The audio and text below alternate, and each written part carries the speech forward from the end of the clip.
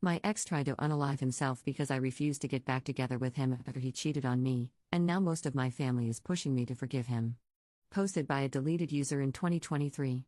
Me, 23F, and my ex, 24M, were almost together for 2 years until I found out he cheated on me. Ironically, he cheated on me using Reddit, and to be honest, at first I didn't believe it, but then I was hit with undeniable proof, so I hardened my heart and broke up with him. It was a really messy breakup, with him crying, kneeling, begging, saying he only did it because he was frustrated and that he truly loved me. Other times, he blamed me for his cheating, saying I didn't give him enough attention. I ignored all of this and blocked his number and all his social media accounts. He tried using his family's phones to reach me, so I blocked them too, although I am civil with them despite all of this. Because he couldn't reach me through cyberspace, he eventually went to my house. Thankfully, we had a locked gate, and my dogs were also very alert to intruders. He couldn't get in, so he slumped in front of our street and cried while demanding to see me. I had already told my parents beforehand that I broke up with him, so my mom frantically called me, saying my ex was there crying. I immediately went back home and confronted him. He said a lot, saying how he couldn't live without me and that he'd kill himself if I wouldn't get back together with him. Now, this is where I agree I did wrong. I laughed at him and said he could try. Then, despite his pleas, I went inside my house, leaving him outside. After that, it became quiet for 2 to 3 weeks, so I thought he had finally left me alone. Then one day, I got a call from an unknown number, and when I answered it, it was his mom crying and telling me that whatever my ex did, I should forgive him because her son was in the hospital after trying to kill himself because I didn't want him back anymore. I was really surprised and also worried, so I told his mom I'd talk about this with my parents first. My dad said he was pitiful and that although the final decision would still be mine, he hoped I could support him for a while, even if it meant lying to him. My mom, on the other hand, said he was crazy and told me to never see him again. My sister is impartial to all of this. I also asked my friends, and they basically said to never meet with him because he's a manipulative jerk. My relatives eventually found out about this, because the gossip mill here runs fast, and said I should forgive him and let bygones be bygones because God wouldn't forgive me if I didn't forgive him. I live in a misogynistic and religious country, so their behavior explains it. I do care about him and don't want him to die, but I also don't want to get back together with him because I know my worth. What is the best way to do things? /relevant comments. Commenter. Yeah, just separate entirely. This kid is now on his own journey and needs to learn how to deal with his emotions and stuff. He cheated, and then tried to kill himself because of his own actions. You're not a doormat. Don't allow this kid to step all over you. Be strong and separate entirely. Don't allow anyone to strong-arm you into a relationship with suicide. He needs to learn how to deal with life and face the consequences of his actions. He needs to learn accountability. You are not his therapist, you are not his reason for living, and you are no longer his girlfriend. Commenter 2. I had an ex do this. Please save yourself the trouble and go no contact. Ops response. Hi, I didn't know this was a common tactic, and I am really curious as to what happened. Did the ex still bother you afterward? Did they try to kill themselves again afterward? Commenter 2. I broke up with him after 4 years, and he threatened suicide and then attempted it when the threat didn't work. I supported him, and he coaxed me back into a relationship for another 1.5 years. I was miserable and developed an eating disorder because I felt I had no control over my life. I was stuck with him. After hitting rock bottom myself, I grew some lady balls and broke it off.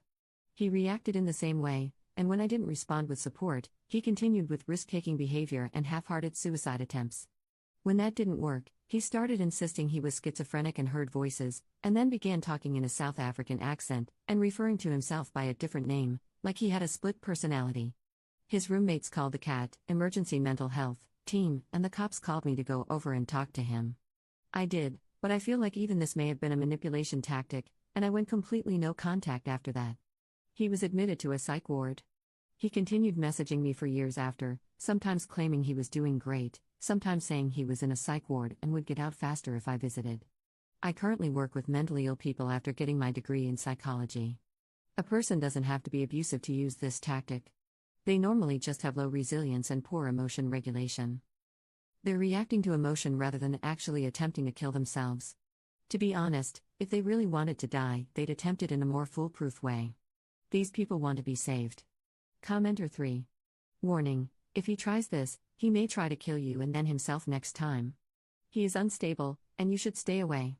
Call the police and get a protective order issued. Block him on everything, and learn methods of defending yourself. You may have to. This is not your fault, but if he blames you, an unstable mind can do anything. I'm rooting for you, good luck. Op's response. Thank you. I sent his mother a short message saying that I will be going no contact, but I do hope for the best regarding his recovery. I also told her my mom agrees with my decision. She hasn't replied yet, and I'm a little scared of what she'll say next. I told my parents about the issues with safety in the future, if ever, and my dad says I'm overreacting, but my mom is 100% on my side. I'm glad she's here with me through this. Update 2 days later. So I followed the advice here and went no contact. I sent a text to his mom saying that I'll go no contact but wish for his fast recovery. Basically, it did not go well, and it definitely got a lot worse before it got better. His mom sent me a lot of messages, most of which were curses. Yes, they included many derogatory words. I knew she was mentally troubled because of what happened to her son, so I ignored it and blocked her. When I woke up, I had lots of messages and message requests, and it was because she posted what was supposed to be a private matter on social media for the whole world to see.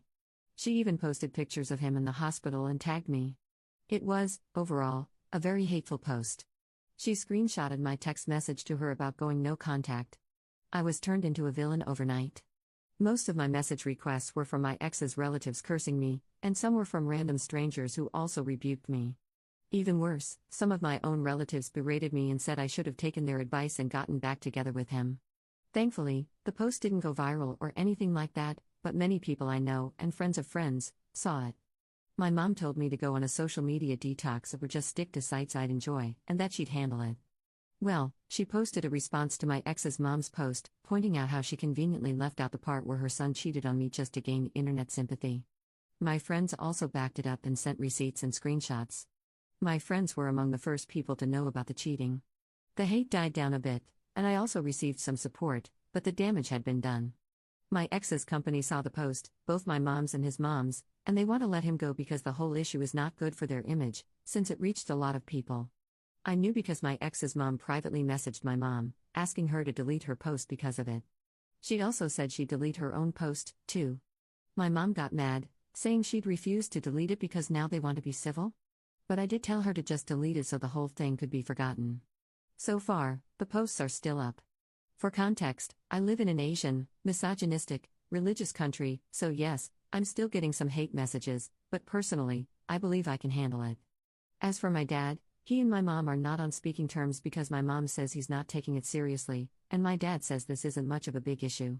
To be honest, the most absurd thing about all of this is how my ex is still asking for me. I got a much unneeded update from one of his circle of friends, who, by the way, knew about the cheating. All of his friends knew about the cheating and didn't think to tell me. I would like to thank all who gave me advice. I do not regret it one bit because who I believe to be good people, my ex and his mom, turned out to be manipulative and hateful. No worries, I will definitely not get in contact with any of them, now or in the future. Top/relevant comments. Commenter. Thank heavens for Op's mother. She was receiving such awful advice from so many others in her life.